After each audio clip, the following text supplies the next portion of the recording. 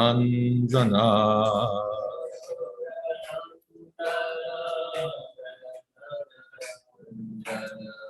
Munatira Vana Chari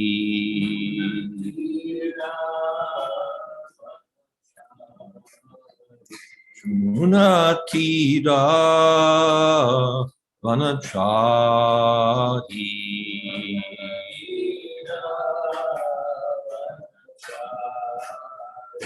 Jaya Radha Madhava Kunja Bihari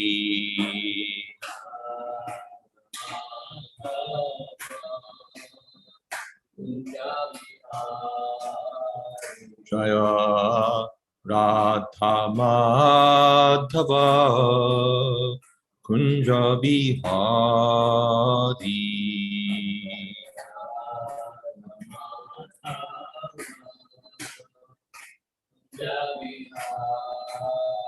Jaya Gopi Jana Vallabha Girivardhari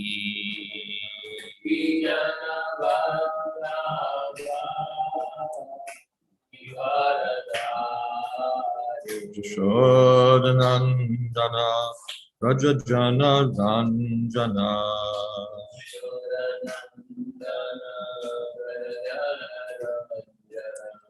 Munatira Vanachari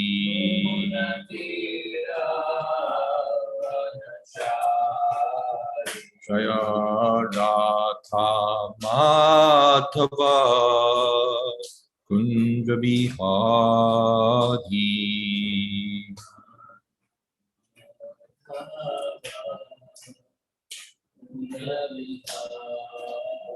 Jaya Radha Madhava Kunja Bihari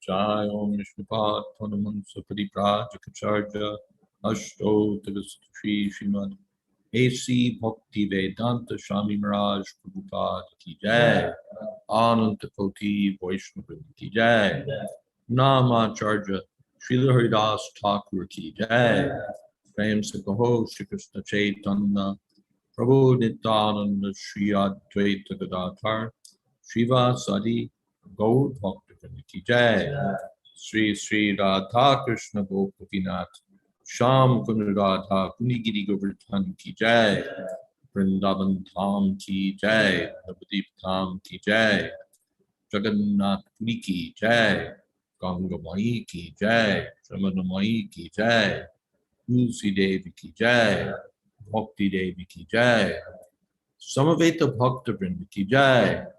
All glories to the assembled devotees. All glories to the assembled devotees. All glories to the assembled devotees. Gaur Premanande. Om Namo Bhagavate Vasudevaya. Om Namo Bhagavate Vasudevaya. Om Namo Bhagavate Vasudevaya.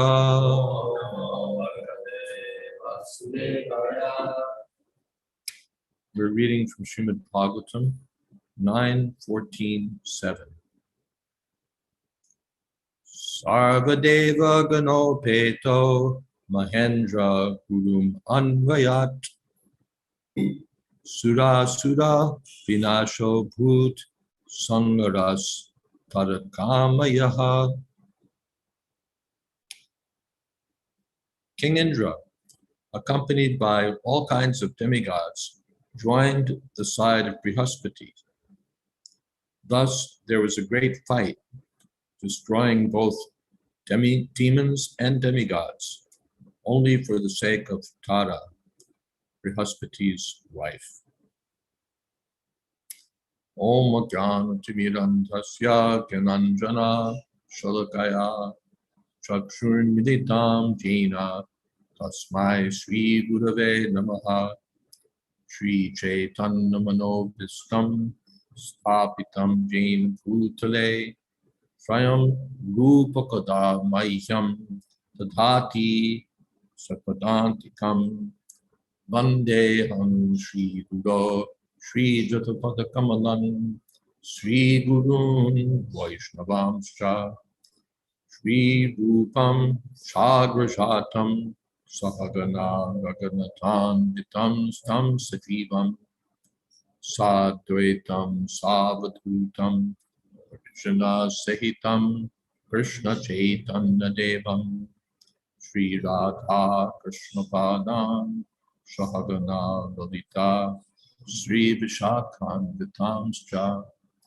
He Krishna Karuna Sindho Dina Bandho Jagatpate Gopesha Gopika Kanta Radha Kanta Namostute Tapta Kamshana Gaudangi Radhe Vrindavaneshwari Krishna Tanus De Devi Pranamami Hori Priye Vancha Kolpatarupyascha Kripa Sindho Pyevacha Patita Nam Pavanebhyo Vaishnavebhyo Namo Namaha Shri Krishna Chaitanya Prabhu Nityananda Shri Advaita Gadadhar Srivasadi Gaur Bhaktavinda Hare Krishna Krishna Krishna Hare Hare Hare Rama Rama Rama Hare Hare. This portion of the Bhagavatam concerns the kidnapping of Tara, Brihaspati's wife, by Soma, the god of the moon. The demigods took sides and fought over the matter, and the demons joined on the side of Soma, the demigod of the moon. I find interesting here Srila Prabhupada's word meaning for Taraka Mayaha, simply because of Tara, a woman, the wife of Brihaspati. I don't know if I'm reading too much into it here, but it seems Srila Prabhupada is saying, fighting simply over a woman. This is a traditional object to fight over. Historically, and we find so many times that men are fighting over a woman, whether it's a Cleopatra or a Helen of Troy or this one or that one. Men are perennially fighting over women. The flip side of this, of course, is that women fight over men also, but not quite with the same, not usually taking up arms and mobilizing military forces. They have their own approach to the matter. But in any case, simply because of a woman, what is it? In the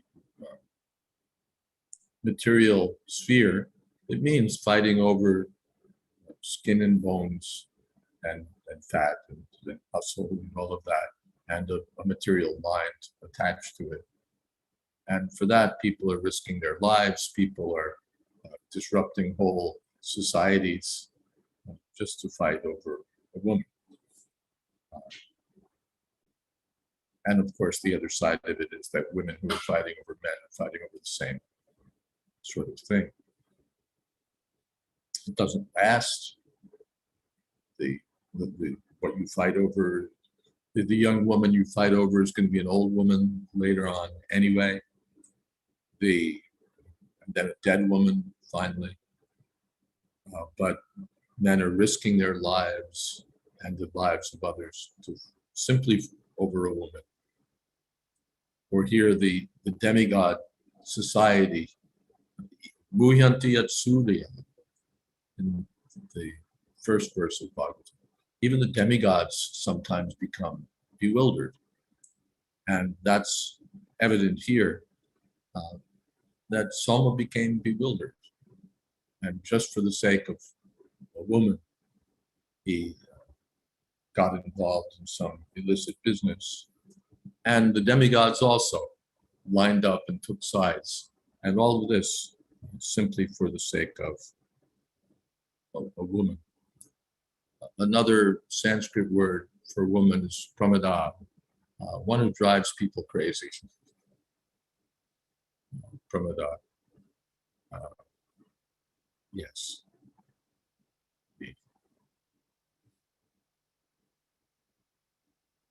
Yes, men become crazy and do crazy things for the sake of a woman. Nivedito tangirasa somam nirpartsya vishvakrit karam sapartre prayachchad antarvatnim avait patihi. All of that energy for a woman, if that energy could be, were mobilized for Krishna, that Chintamani, the prostitute, that Bilwamangala Thakur went through so much trouble to reach her house, left his father's funeral and braved a storm and a raging river somehow to get to the house of his beloved prostitute. And when she saw him, she'd gone to bed already. She thought, this man's not coming. She saw him. Oh, if only you had so much love for Krishna, so much attraction for Krishna, how your life would be nice. So that's relevant here also.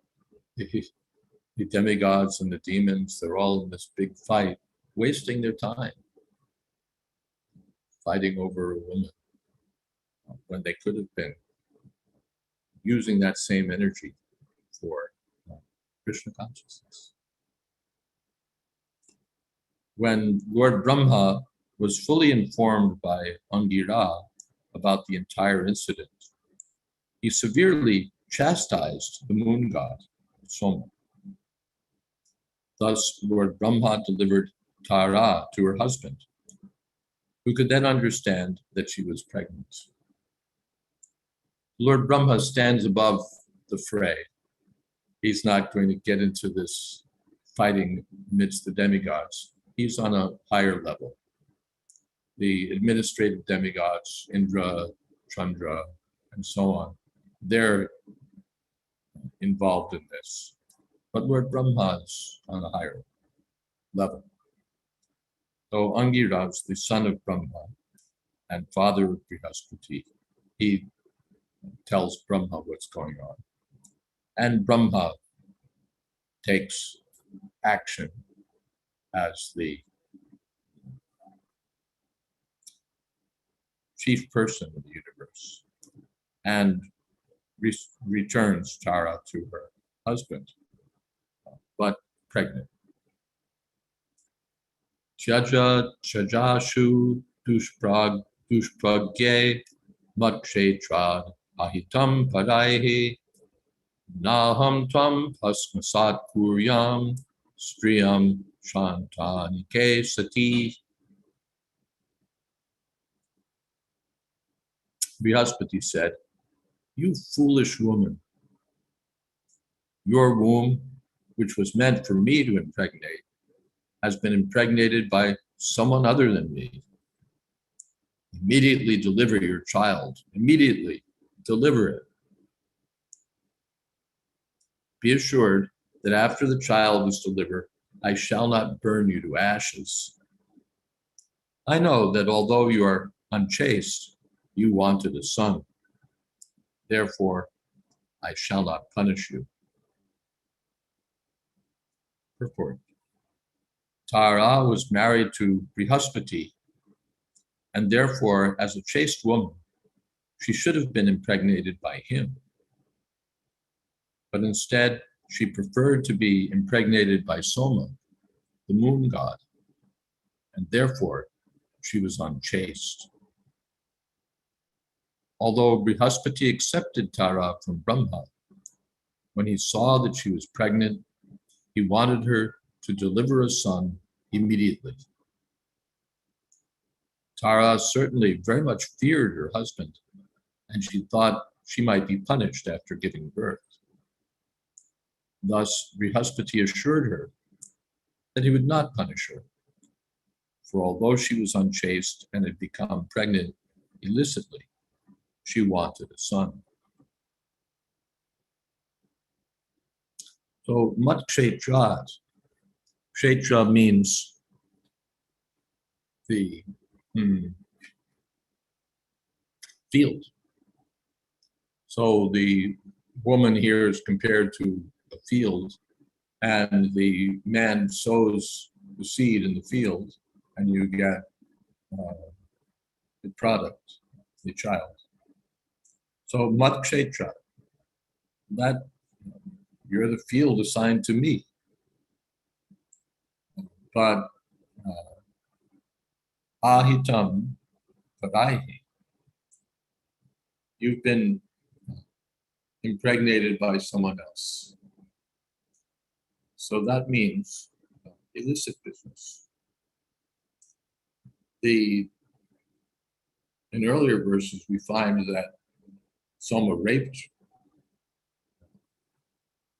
Tara. But here, Srila Prabhupada said that she preferred to be impregnated by him. So it appears there was some, agreement. So, asati.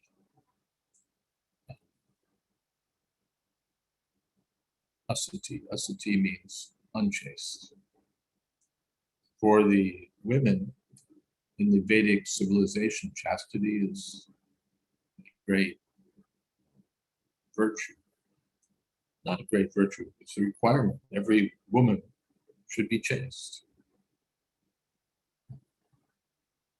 But, so it's a great disqualification. Unchaste.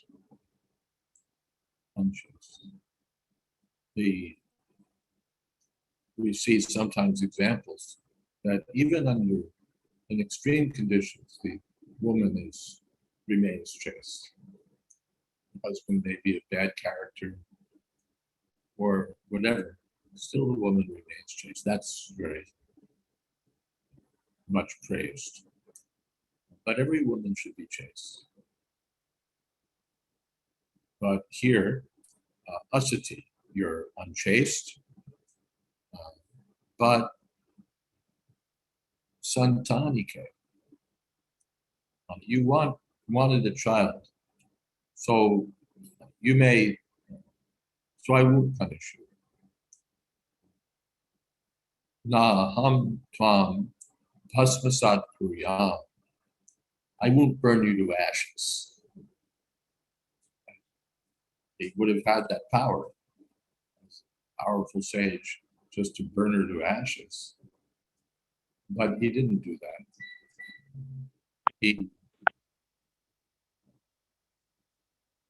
He assured her that he wouldn't do that. That, no, you deliver the child, and I won't harm you. But do it now. Ashu. Deliver the child and let's get on with things. Dushpragya. Dushpragya means foolish. Foolish. All right.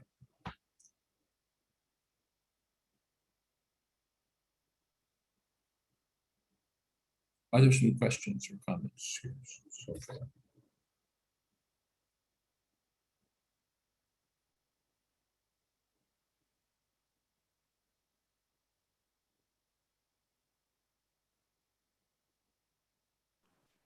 Yes, Mr. Interfaith. Hi, Krishna. Good morning. Nice to see you. We were listening to Vaisheshekha Prabhu's class last night, and he was talking about the Bhagavatam, which glorifies the Lord, is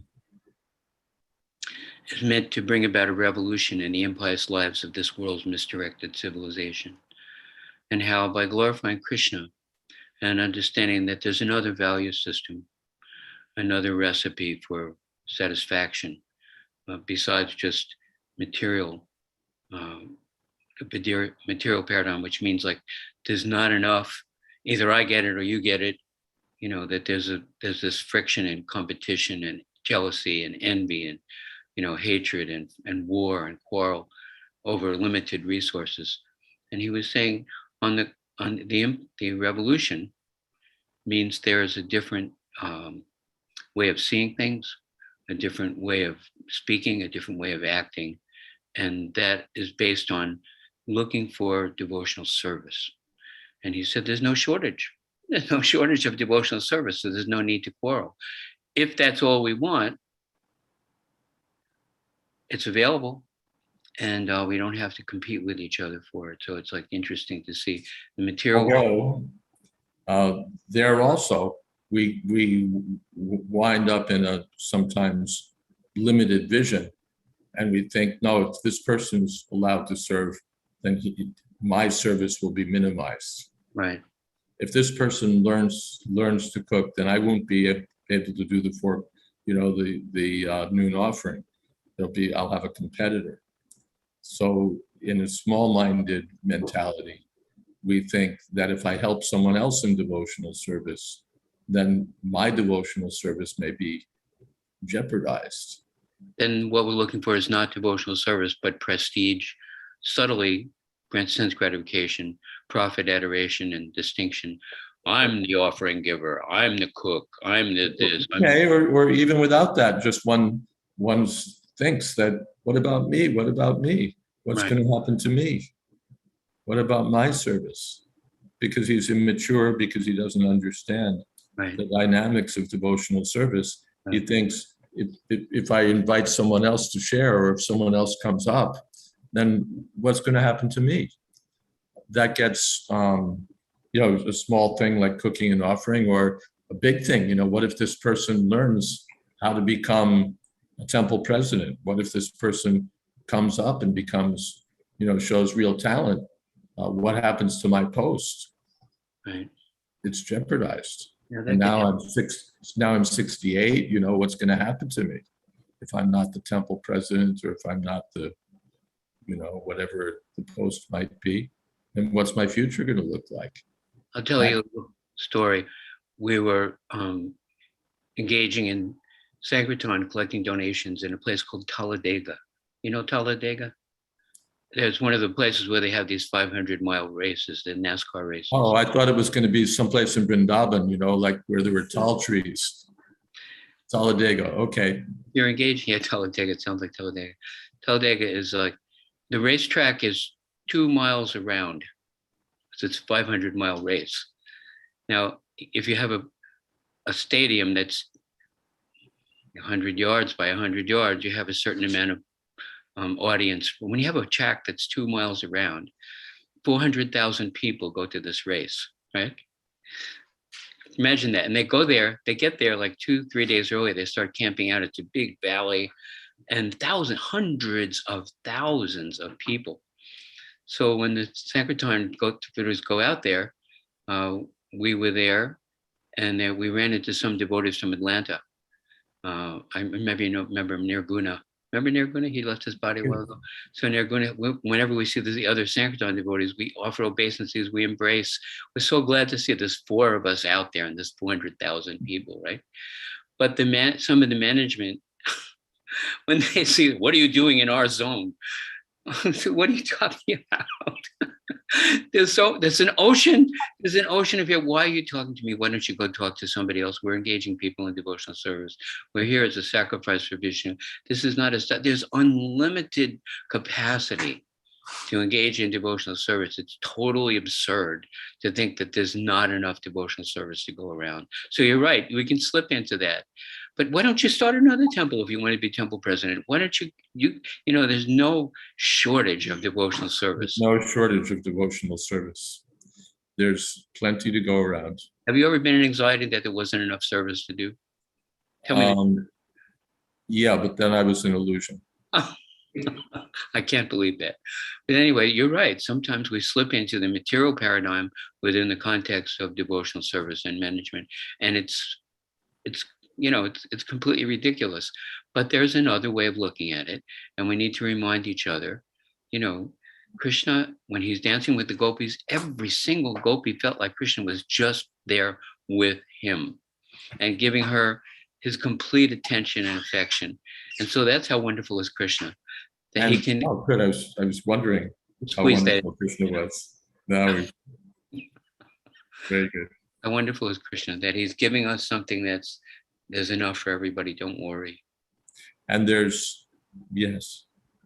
And the secret is, if we engage others in devotional service, we get more. Right. If someone else becomes the temple president, you get promoted. Right. Krishna gives you more service. Prabhupada would say, if you have a pie and you give away half the pie, then you'll have half a pie left. But if you have something spiritual and you give it away, 1 minus 1 equals 1. You don't, it's not diminished. It's spiritual. It actually becomes 2. You know, yes, it's increased. Expanded. And Lord Chaitanya and Lord Nityananda, they plundered the storehouse of love of God, and they distributed it like anything, you know.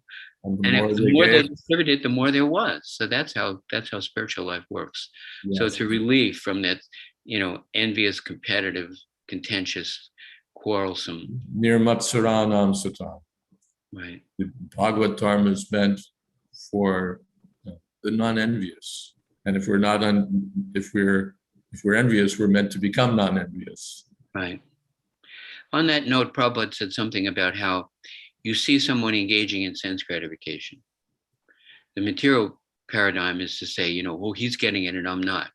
But spiritually, if we see somebody engaging in sense gratification, we think that person is doing something that will bring suffering. So our response is not, I wish I had that. It's like, I feel compassion and sorry for that person because he's doing that. Yeah, the pramada person is you know, attracted by the beautiful woman and getting himself into a messy situation, and he thinks, I'm conquering, and the devotee thinks, whoa, poor guy. Right. Excuse me? Vaisheshika Prabhu was quoting the 7th canto 41 and 7th canto 7th chapter verse 41 and 42, and that Prahlad Maharaj was saying, as soon as you begin your endeavor for happiness, your distress begins. Yeah. Rajasastu palam dukkam. Right. It's such it just all of a sudden, if you get that and you hear that and you see it that way and you think like that, then you don't endeavor for your own happiness. We want to please Krishna, and everybody can please Krishna. How wonderful.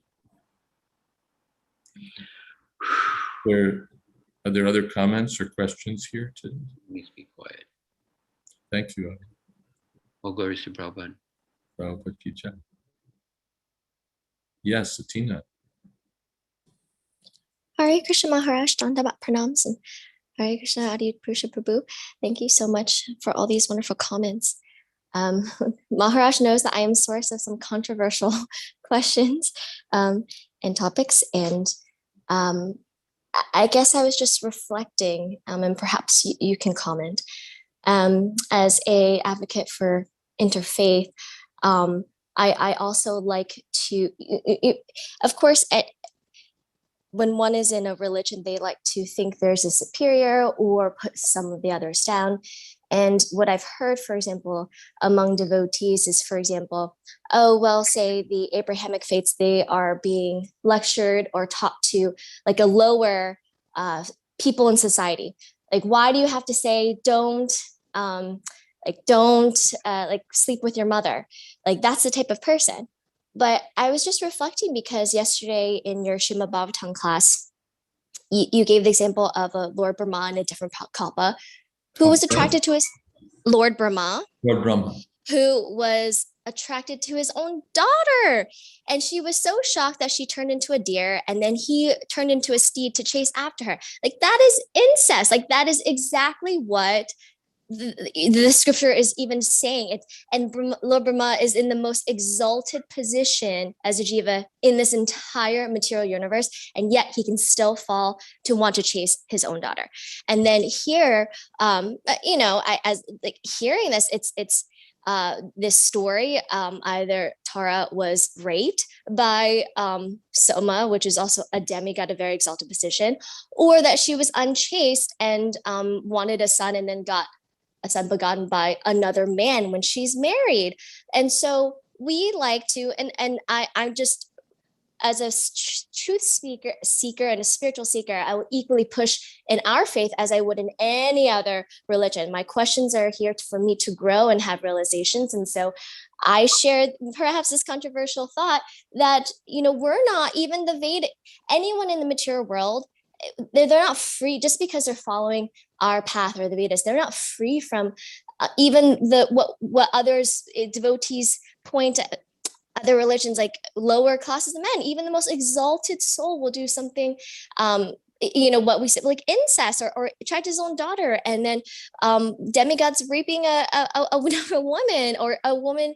In the Vedic literature, you just mentioned chastity is so important, and yet she will go and sleep with another man to begot another son. And it's just in the light of, say, today, these are words that we would use in today's modern world, and we highly look down upon it. And then, sorry, just as an aside, another thought, when Shiva thought, I think it was just a test to see how puffed up, or he thought he was the most austere yogi, and then the Supreme Lord, I think it was in the 8th canto, for a name, but was this beautiful damsel, and then he also passed semen, and he's the most austere, and he's also the most exalted. So no one is beyond sex desire. It's this kind of this concept that sometimes I find devotees think that we're in the highest path, or what our literature is saying is only to higher souls. But you actually hear stories where they're equally what other religions are saying to normal people, that could even apply to the most exalted souls. I don't know if you have. Finally, it's not a question of this religion or that religion, but it's a question of consciousness. It's a question of consciousness. It's not that. What is that?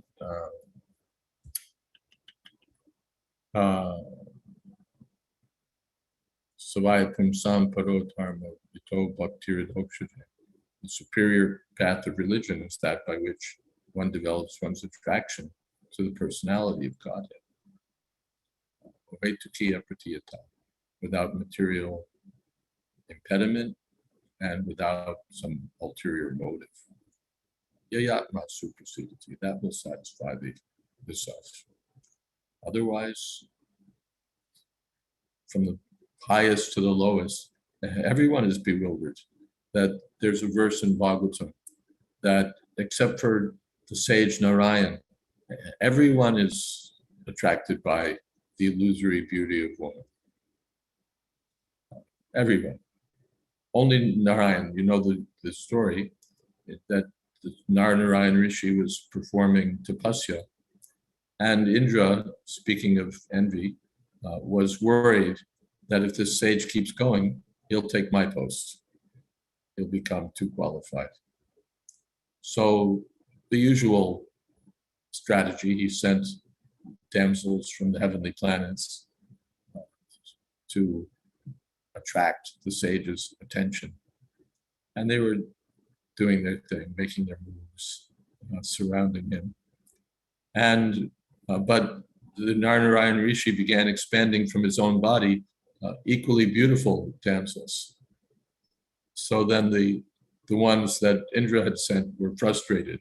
They couldn't accomplish anything because the sage had within himself the potency to generate equally gorgeous women. And the expression Prabhupada quotes is that the sweet maker has no taste for sweetmeats.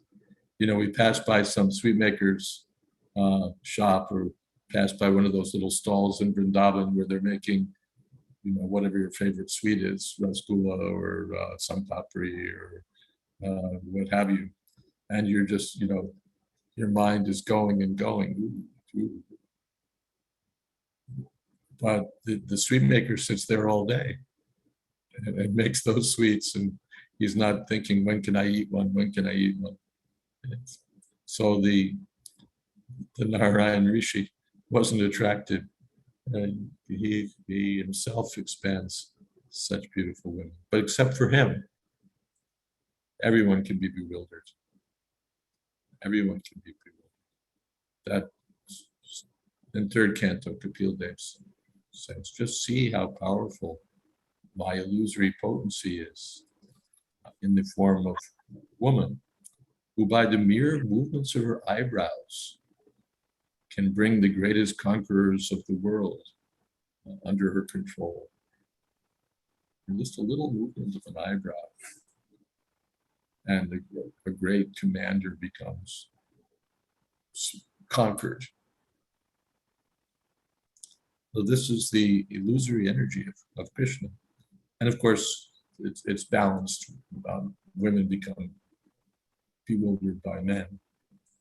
But particularly it's seen that the very form of a woman just drives a man mad.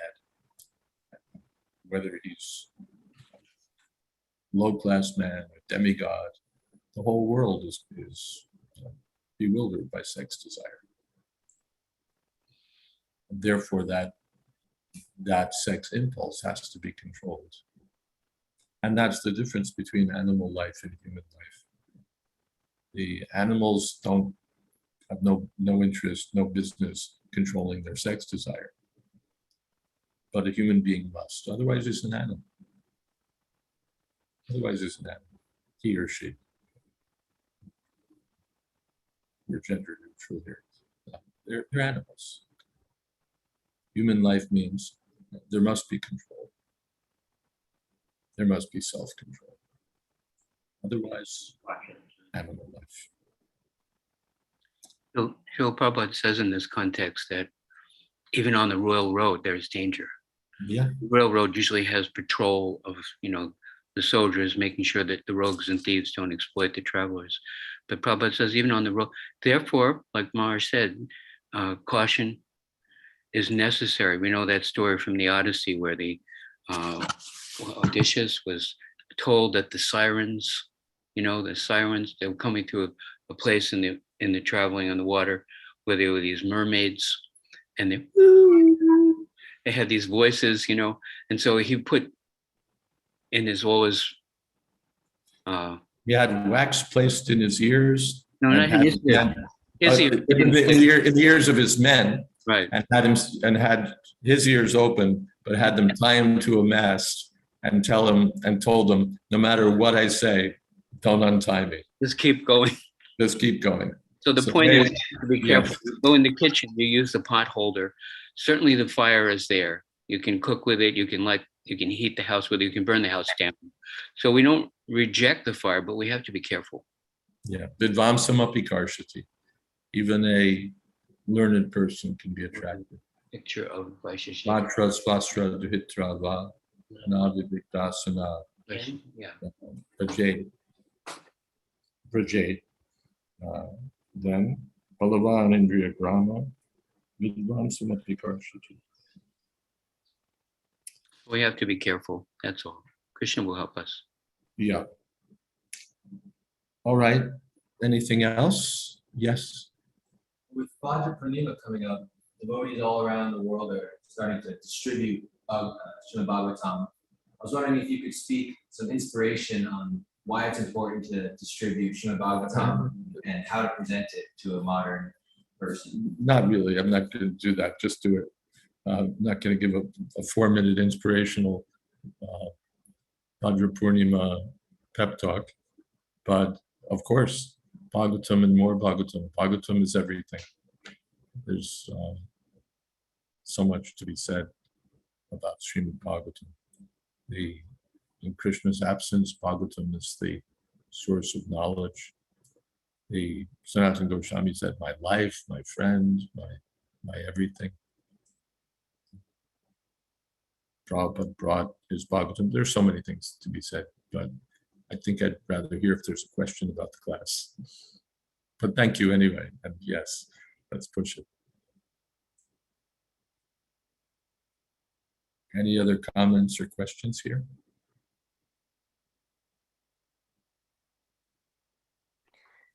Krishna, I am curious, who do we pray to when we are praying exactly about controlling the sex desire? Like I remember Prabhupada, I mean, of course I didn't remember it personally, but I heard stories that Prabhupada shared that we should pray to Lord Balaram for obstacles on our path and ask him for help. And so should we then pray for Narayan Rishi when we are having issues with sex desire, or how do we approach that? Who do we pray to? To Narayan Rishi, Balaram? Just chant Hare Krishna. Hare Krishna, Hare Krishna, Krishna Krishna, Hare Hare. Hare Ram, Hare Ram, Ram Ram. There's no, like presiding deity of protection from sex desire, except Krishna, finally. However you approach. But Prabhupada said that when there's sex desire, you can remember Krishna's dealings with the gopis. If you think that there's some, even if you think that Krishna's lusty, we're lusty. We want to enjoy our senses. We're lusty. Or we want or we don't want. Anicca, even without our wanting it, sex desire pounces upon us. So then what to do? We become lusty. Prabhupada said, you just think of Krishna as dealing with the gopis. If Krishna's lusty, he's unlimitedly lusty. Krishna's so-called lusty dealings are pure. So Prabhupada gave that hint that you can think of Krishna and the gopis. But simple thing, go on chanting Hare Krishna and pray to Krishna, pray to Balaram, pray to Chaitanya Mahaprabhu and Nityananda Prabhu. Prabhupada gave that advice. He was on a morning walk in Vrindavan. He said that he'd installed Krishna, Balaram, and Gaurnitai to make this point that there's no difference between Gaurnitai and Krishna Balaram.